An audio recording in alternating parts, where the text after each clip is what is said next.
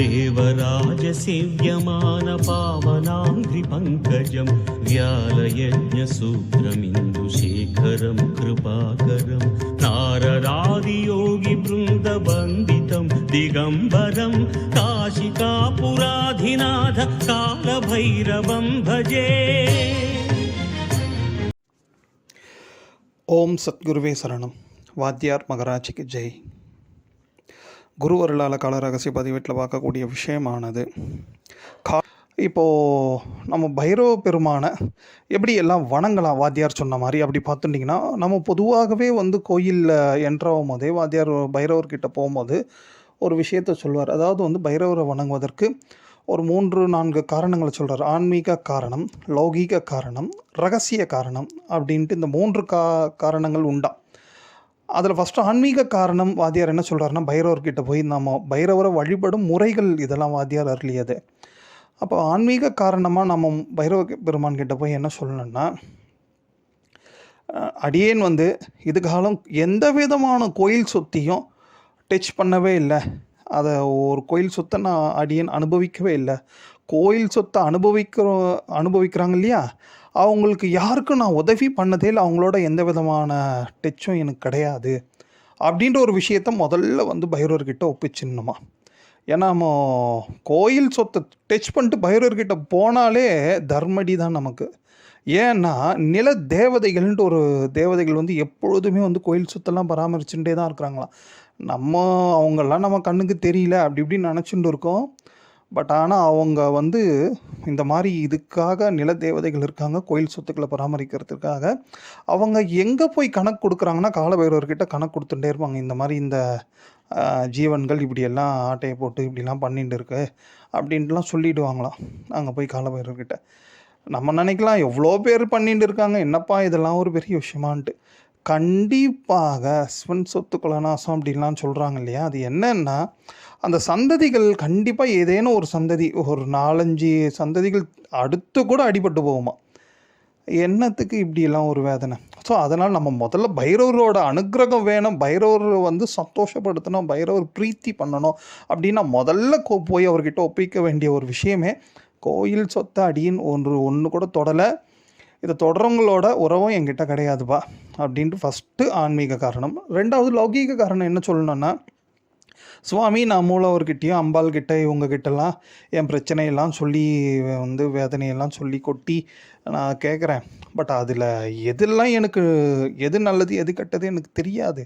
But அதில் எதெல்லாம் எனக்கு நல்லதாக ஆகுமோ, நல்லது நடக்குமோ, எனக்கு நல்ல காலம் பிறக்குமோ அதை நீயே பண்ணி கொடு சுவாமி அப்படின்ட்டு இந்த லௌகீக காரணத்தில் அங்கே ஃபில்ட்ரேஷன் ஒன்று பைரவர்கிட்ட போய் கொடுத்துடணும்.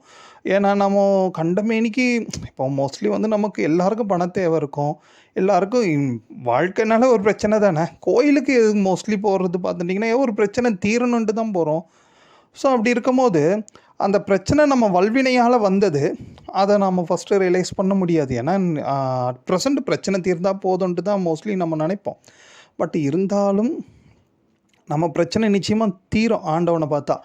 ஆனால் அதுக்கு நம்ம போய் அவர்கிட்ட இந்த மாதிரி சொல்லணும், இந்த மாதிரி நான் என்ன பண்ணேன்னு தெரியல. அந்த ஒரு பிரச்சனையை நம்ம அனுபவிக்கிறோன்னா அதுக்கு ஏதேனும் ஒரு காரணம் இருக்கு இல்லையா, அதுக்கு நம்ம தானே காரணமாக இருப்போம். நம்ம ஏதோ ஒன்று பண்ணிட்டு இருப்போம், எங்கேயோ ஒருத்தனை திட்டி மனசை வருத்தம் பண்ணியிருப்போம். நம்ம கண்டிப்பாக நம்ம ஒரு வாட்டி வருத்தப்படணும் இல்லையா. அதனால் பைரவர்கிட்ட போய் என்ன சொல்லணுன்னா, அடுத்து இந்த லௌகீக காரணம் இந்த மாதிரி சுவாமி அம்பாள்கிட்டலாம் வேண்டியிருக்கேன், நீங்கள் எனக்கு என்ன ஒரே பேருதவி பண்ணணும், அனுக்கிரகம் பண்ணணும் அப்படி பார்த்துட்டிங்கன்னா, சுவாமி இந்த பிரச்சனைக்குரிய காரணத்தை திரும்பி நான் வாழ்நாளில் செய்யாதபடி இருக்கிறதுக்கு எனக்கு அனுக்கிரகம் பண்ணேன் அப்படின்ட்டு கேட்டுக்கலாம். அது மகா உத்தமம். இது லௌகிக காரணம். ரகசிய காரணங்கள் மீன்ஸ் இன்னொன்று என்ன சொல்கிறார் வாத்தியார்னா, நம்ம இதுக்காலம் நம்ம வாழ்க்கையில் ஏதேனும் தெரியாமல் மிகப்பெரிய அபத்தம் பாவங்கள் பண்ணிட்டு அவனுக்குமே தெரியாது, யாருக்குமே தெரியாது, அந்த பாதிக்கப்பட்டோன்னா ஆள் இல்லை அவனும் போட்டான் அப்படின்ட்டு நினச்சிட்டு இருக்கிறோம் வச்சிங்களேன். எல்லாமே சூரிய சந்திர சாட்சியாக தானே நடக்குது. அப்போ பைரவருக்கு அதெல்லாம் தெரியும் இல்லையா. அப்போ அவர்கிட்ட அதை பற்றி அதை அப்படியே மனசார ஒப்பு வச்சு, சுவாமி இந்த மாதிரி பண்ணியிருக்கேன், இதுக்கு என்ன தண்டனையோ அதை நான் ஏற்றுக்கிறேன், அதை ஏற்று அனுபவிக்கிற பக்குவத்தையும் சக்தியும் கொடு. எல்லாமே நைஸாக கேட்குற மாதிரி தான் இருக்கும், வேறு வழி இல்லை. ஏன்னா எல்லாத்தையும் இந்த பிறவிலையும் நம்ம கர்ம வினையில் மோஸ்ட்லி குறைச்சிக்கணும். அப்படியே வந்து அடுத்தடுத்து பிறவிக்கு சேர்த்துட்டே போகக்கூடாதுன்றது தான் வாத்தியார் எப்பொழுதுமே நமக்கு குறிப்பெடுத்து கொடுப்பார். ஸோ இந்த மாதிரி ஒரு 3 காரணங்கள் ஒன்று உண்டுங்க. அதுக்கடுத்து கடைசியாக ஒரு தெய்வீக காரணங்கள் உண்டு. அது குருவர்களால் நம்ம தெரிஞ்சுக்கலாம். ஸோ இப்படி தான் பைரவர்கிட்ட போனோமா, ஃபஸ்ட் ஒன்று இதை ஞாபகம் வச்சுங்க, பைரவர்கிட்ட பிரார்த்தனை பண்ணணும். 2வது இந்த பவித்ரன்ட்டு ஒன்று இருக்குங்க. பவித்ரம் மீன்ஸ் எப்படி சொல்கிறதுனா, அந்த தர்பையால் முறுக்கி மோதிர விரலில் போடுவாங்க. பார்த்துட்டிங்கன்னா இந்த தர்ப்பணம் பண்ணும்போது இதெல்லாம் பண்ணுவாங்க. நம்ம அடியார்களுக்கு தெரியும், புதுசாக இருக்கிறவங்க இதை நீங்கள் சர்ச் பண்ணுங்கள், பவித்ரம் மோதிர விரலில் போடுவது அப்படின்ட்டு. அதை வந்து மோதிர விரலில் போட்டுண்டு பைரவரை தரிசனம் பண்ணுறது, பைரவரை பிரதட்சணம் பண்ணுறது, இது எல்லாமே ரொம்ப விசேஷங்க. இது ஒரு பெரிய விஷயம் ஒன்று உண்டு. இது எல்லாத்துலேயும் விட அல்டிமேட்டாக ஒரு விஷயம் ஒன்று உண்டுங்க. அது என்னென்னா, பைரவ முகூர்த்தம் அப்படின்ட்டு ஒரு முகூர்த்தம் உண்டுங்க. நமக்கு தெரிஞ்சு அபிஜித் முகூர்த்தம், பிரம்ம முகூர்த்தம் இப்படி தான் நம்ம கேள்விப்பட்டிருக்கோம். வாத்தியார் அற்புதமான ஒரு முகூர்த்தத்தை வந்து நமக்காக கலியுகத்தில் நமக்காக கொடுத்துருக்காரு. அது என்ன அப்படி பார்த்துட்டிங்கன்னா, பைரவ முகூர்த்தம். இது எப்படி கண்டுபிடிக்கிறது அப்படி பார்த்துட்டிங்கன்னா, சூரிய உதயம். இப்போது பொதுவாக சூரிய உதயம் இப்போ ஒரு 6:10 காலையில் 6:10க்கு சூரிய உதயம் ஆகுது வச்சிங்களேன். அந்த 6:10க்கு முன்னாடி 4 நிமிஷம், 6:10க்கு பின்னாடி 4 நிமிஷம், மொத்தமாக 8 நிமிஷம் தாங்க அந்த பைரவ முகூர்த்தம். ஸோ இப்போ நீங்கள் வந்து அந்த சூரிய உதயத்தை உங்கள் ஃபோனில் கூட போட்டு பார்த்துங்க, உங்கள் இடத்துல சூரிய உதயம் என்னென்ன ஆகுதுன்ட்டு. மோஸ்ட்லி சென்னையெல்லாம் ஒன்றா இருக்கும். கொஞ்சம் தூரமான இருக்கக்கூடிய கோயம்புத்தூர், அப்படி சேலம் அப்படின்னா கொஞ்சம் மாறும், வேரியேஷன் இருக்கும். 5 நிமிஷம் 10 நிமிஷம் அதை பார்த்துங்க. ஏன்னா மொத்தமே இது 8 நிமிஷம் தான் இது. இப்போ 6:10ன்னா சூரிய உதயம். நம்ம 6:06க்கே பைரவர்கிட்ட போய் நின்றுடணும்.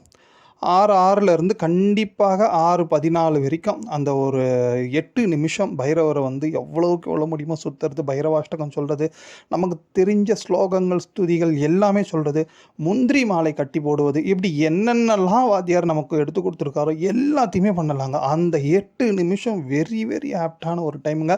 அந்த 8 நிமிஷமும் 8 பைரவலோக சித்தர்கள் ஒவ்வொரு நிமிஷத்துலேயும் ஒவ்வொரு விதமான பூஜைகள் பண்ணுறாங்க சூட்சமமாக.